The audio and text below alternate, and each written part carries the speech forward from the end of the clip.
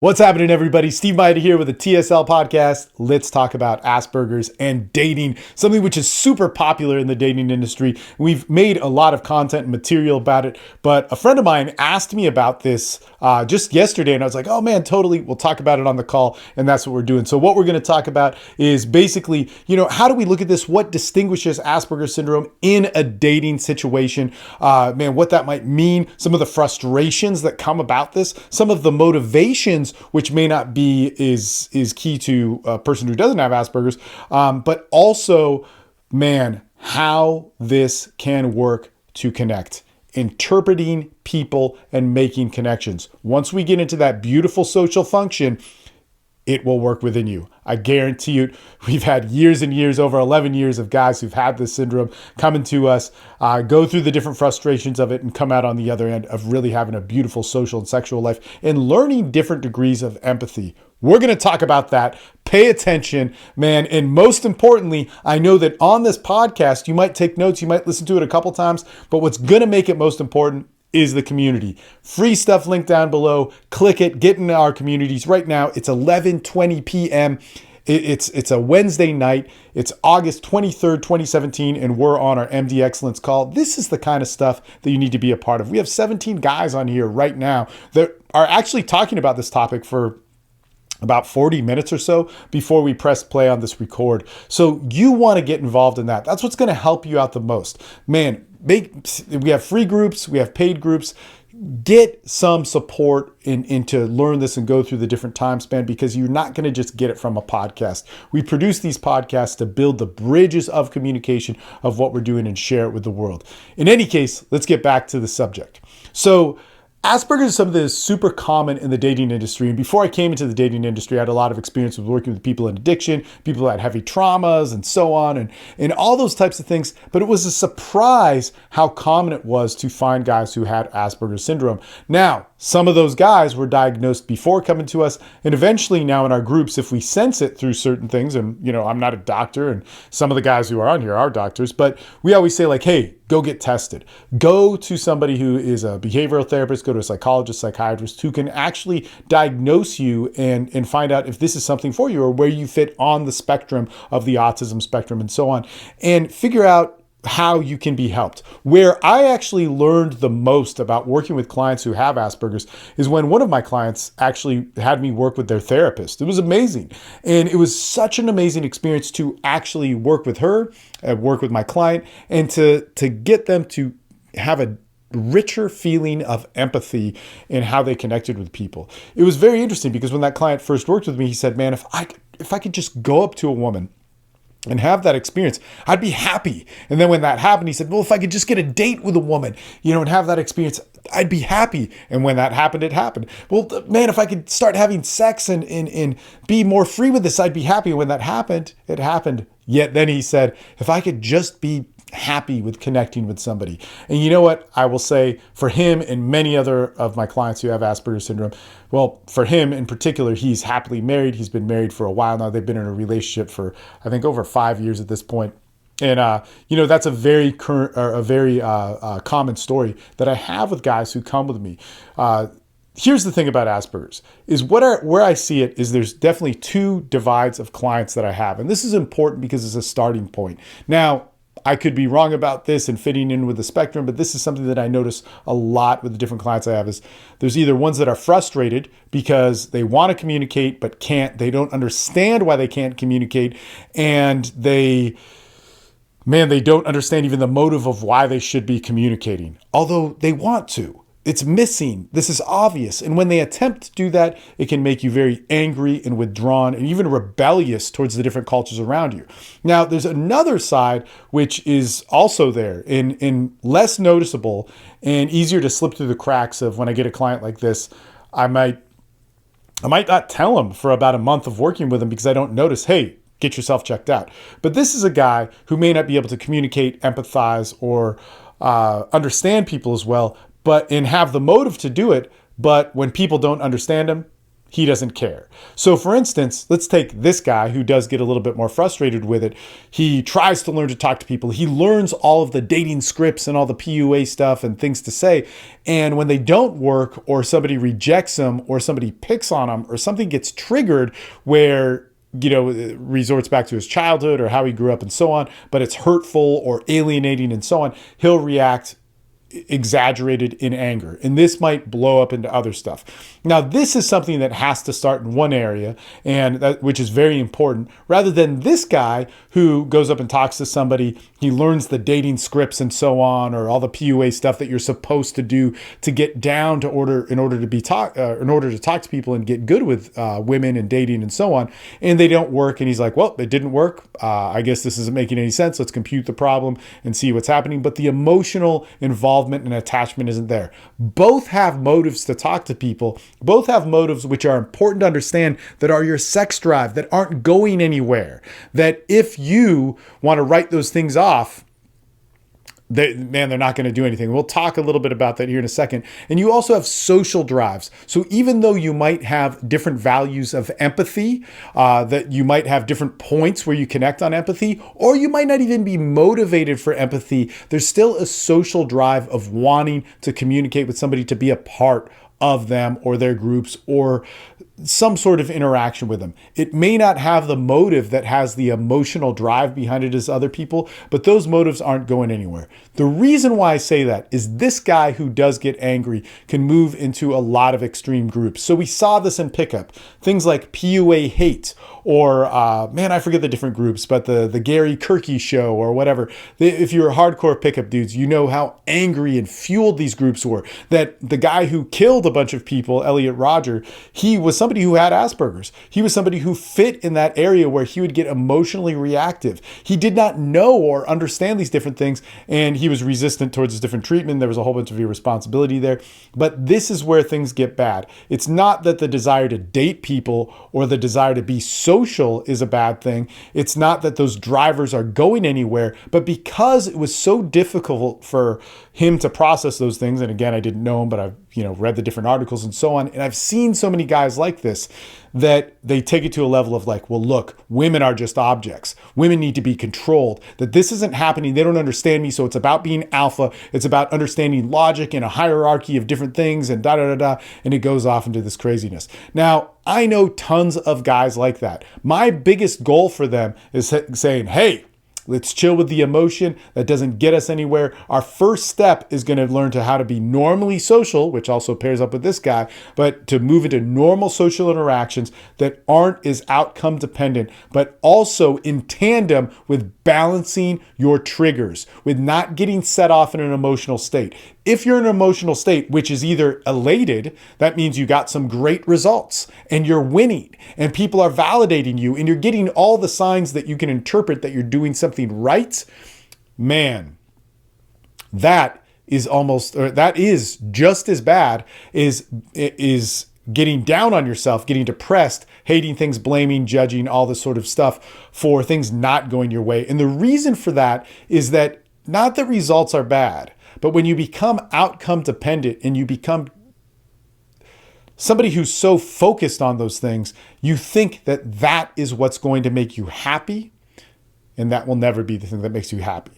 Confidence, your sense of self, your sense of worth with other people, your sense of worth with the groups that you're around and the communities that you're a part of is not based on results. It's based on people seeing you and you seeing them. And even if you have trouble with that, that is behind your social driver and your sexual driver, which is not going anywhere. And this is one of those tricky things with Asperger's, guys, is because you can't see that as your driver. It doesn't make sense, but it is there. It's crazy. It's nuts. It's there. Now, this guy, the same thing. He needs to focus on, this is the guy that doesn't get emotionally reactive. He needs to focus on normal social situations. The motive of being social and sexual is that huge driver behind him that comes with our evolution. It comes with our DNA. But here's the deal. He might be going, why is this important? What about results? Man, I'm not looking at these things. In fact, I know a guy here. He's an Asian dude. super, super high on the spectrum. I mean, high degree of Asperger's.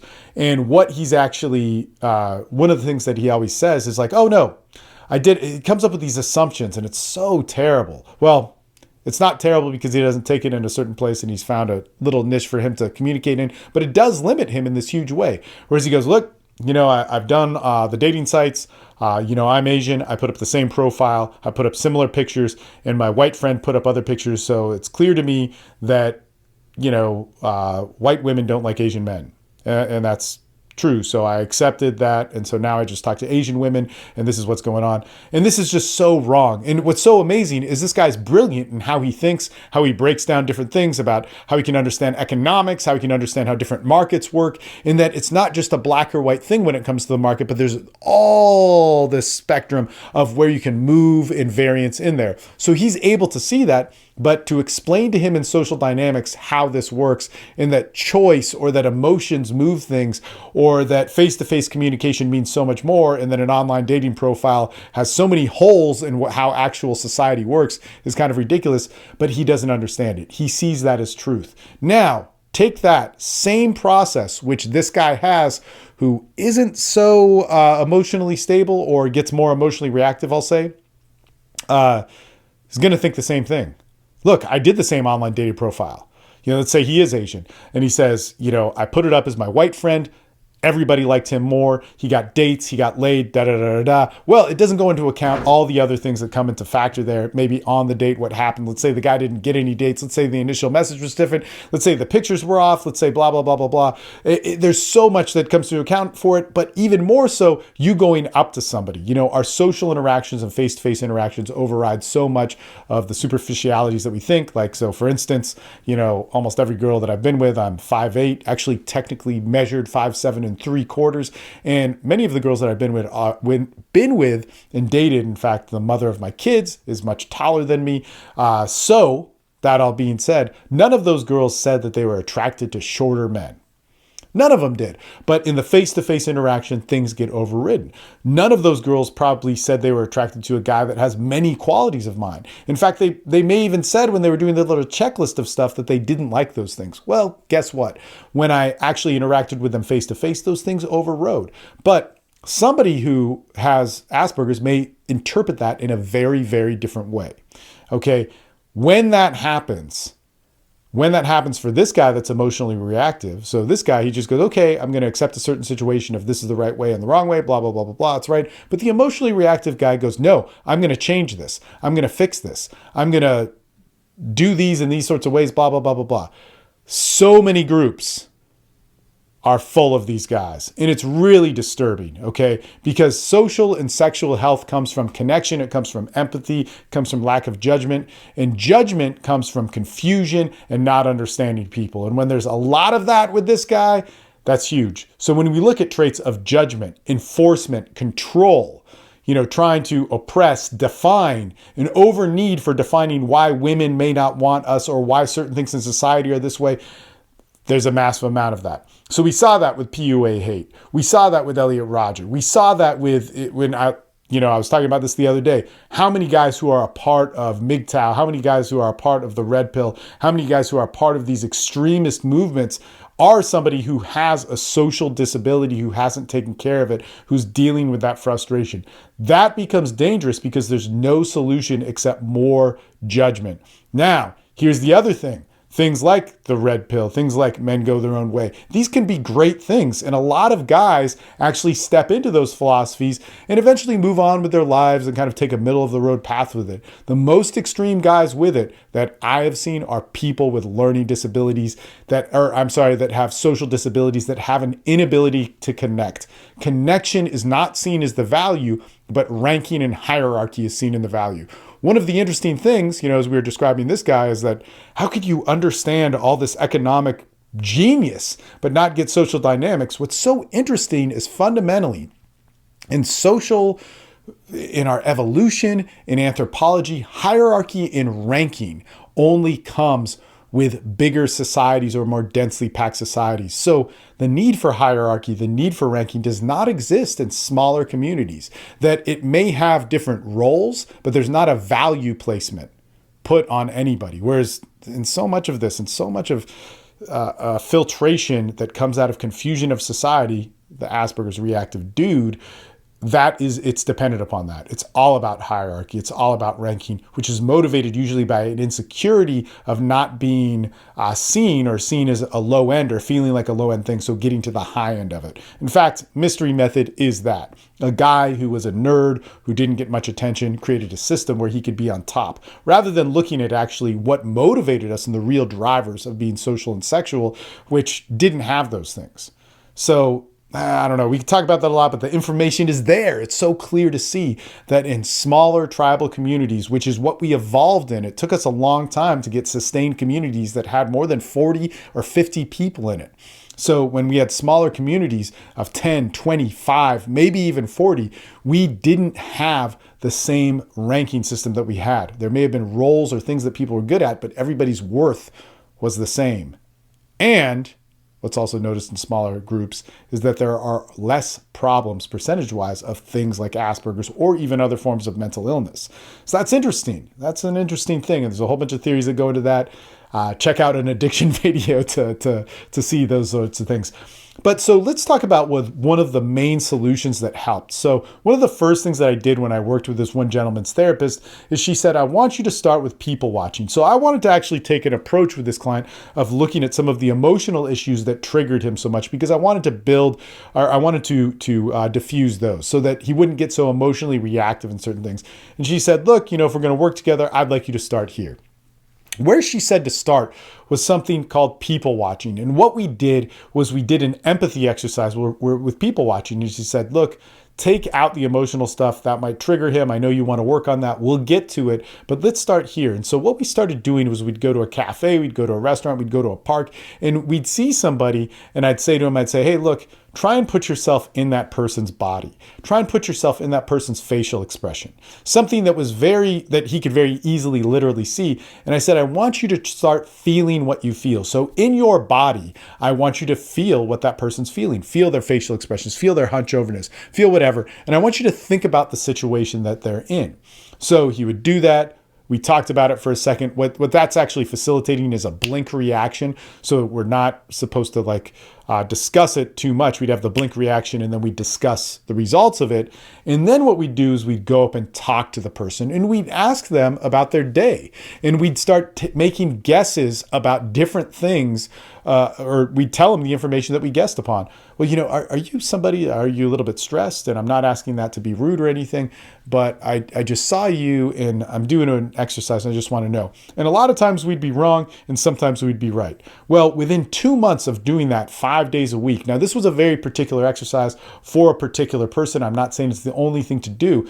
Within 2 months, that guy could it was amazing. So I'm very good at cold reading and I'm very good at reading people.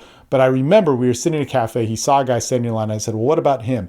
And just in a split second, he looked at him and he's like, man, that guy is stressed. He's either dealing with a test. It has something like school related. It's not a relationship, but he doesn't think he can do it. Sure enough, that guy goes through the line, gets his order. Afterwards, we approach him. We said, man, what's going on? It's summertime. There's no midterms right now. Are you going through a test or what's happening? He's like, man, I am. I'm like super stressed about this exam and I don't even know if it's going to happen. Blah, blah, blah, blah. I don't know. And I couldn't believe it. Now, this guy got so good at reading people and building this sort of intelligence. It was a beautiful thing. Where that helped, there was still a disconnect why that would be important or what that would have meaning towards or how that came into play. And even still within his relationships, there were problems of being able to understand and read situations that he couldn't get or naturally get as somebody else would. But what was so beautiful about it is he realized that he could learn to read people. Now, him learning to read people was much different than how I grew up or other people who didn't have to focus on it because we all learned it just by life. It taught us. We didn't have to learn it as an artificial language or a secondary language or something that we didn't naturally pick up. But he was able to then learn it. In that, he could then communicate and read people. In that, he could then spend time in the mirror with himself and see what he felt. In that, when he talked to people and he noticed different facial expressions, which he had built in his brain in just a short 2-month period of time of going out 4 or 5 days a week, exercising this. And when I say exercising it was like 3 people a day when we do it. But in that, he was then able to know when somebody was sad. He's like, that's the cue for sadness. And he literally thought it like that rather than feeling it. And then he would know how he was expressing himself. And he built a natural communication of reciprocity. So this started out with him in body language and facial expressions. What I think is important for a guy who has Asperger's is to get into a mode of just one of our communication tools. So that could be our tonality, our facial expressions, our body language, our pacing or cadence. And what that means is like, how we stand, when we move, when we decide to go somewhere, how quickly a person thinks and what meaning may that have. And to build the social intelligence around that. And then of course, our touching and our verbals. So if we go through those again, if we start to learn to read between the lines and interpret this language, which can be very frustrating, and you probably need somebody to help you out with it. This is why community is so important, of facial expressions, tonalities, touch, what was it? Facial expressions, tonalities, touch, eye contact, your pacing, your distance, your spatial relevance, and your words. If you look through those to catch the feelings within them, what experience is that person having? What does it show? And pick 1 or 2 of those, the words they choose, the pacing, how they talk, the tonality that they give. What does that show about the experience they're having, and what could they be feeling? What would they want from that feeling? Because once again, you need to understand it is a secondary language, not your original language that you didn't, that most people effortlessly developed. It's something that you're actively trying to develop. Kind of like if I were to learn Spanish, it wasn't the same way I learned English. But you're trying to realize, what is the meaning behind that? What emotion is that, and what does that emotion serve? How does it play a role in their life? And this is how we built social intelligence over and over again with people. One of the things that guys who are really frustrated with trying different social dynamic stuff, who have Asperger's, who come to me because usually they've hired tons of different coaches and spent $10,000, $20,000 on a bunch of crap that hasn't worked. They say, what if this doesn't work? What if it doesn't work? And I say, man, you actually don't have a choice. So we can try it. You can have a bad feeling about me and not try it and go work with somebody else. But I have a big history with this. So, you got to work on it. One of the reasons why you got to work on it is no matter how you justify your social or sexual drive can be turned off to not go through the pain and frustration of it. You're always going to have it. You do not want to get into that dangerous place where you start over defining people and judging people and putting people in categories in order for you to understand them. That might be a process of your learning. That might even be a process of your brain, but your social development and your sexual development needs to have that sort of thing, like judgment, categorization, justification and so on, as a far, far, far secondary or third priority list of how you actually communicate and talk. Communication is going to be dependent upon feeling and the reciprocity of what we have, which again goes back to that born to be quality that we grew up in small communities of 5, 10, 20 people where everybody knew each other and affected each other, so that my actions here had almost direct or very visible effect on the person who is over here, even though we didn't talk for the entire day. We influence each other and we gain so much from that. Because it's a born to be quality, the theory goes that I do all my works off of is that if you get into those born to be qualities of socialization or of sex, it's going to take care of itself. That doesn't mean you won't have to work on it. That doesn't mean that you won't have to work on your beliefs that are attached to those. That doesn't mean that you won't have to continue to work on yourself. But what it means is that we have already within us what we need to be socially and sexually happy, even when we walk into it with a social disability. So that all being said, that's a lot of stuff that we talked about here. And you might be going like, man, where do I start? Where do I start? What do I do?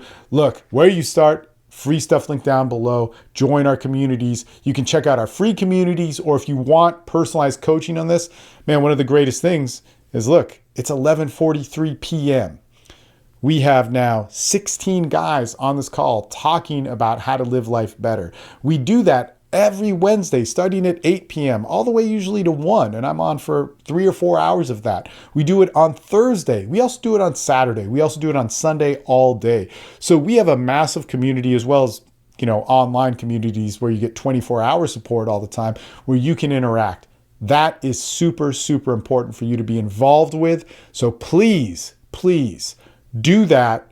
There's no excuse not to. It's not going to harm you to be a part of our groups. It's not going to waste your time. It's going to be something that's going to give you great benefits. So please join it if this speaks to you. There's a lot of information covered in this, but as we know on these calls, we just keep bringing it up and talking about it. Why? Because it's important. Why? Because we're a community. Why? Because we all affect each other. And man, that's how real accountability is built. Thank you so much for watching. And hey, give a like, share, subscribe, whatever it is, wherever you're listening to this on iTunes or Stitcher, write reviews, or especially go to our YouTube channel because we have a bunch of related videos where you can sync up and see all the good stuff that we're involved in. In any case, Steve Mayeda signing out. Thank you so much. You guys have a good day.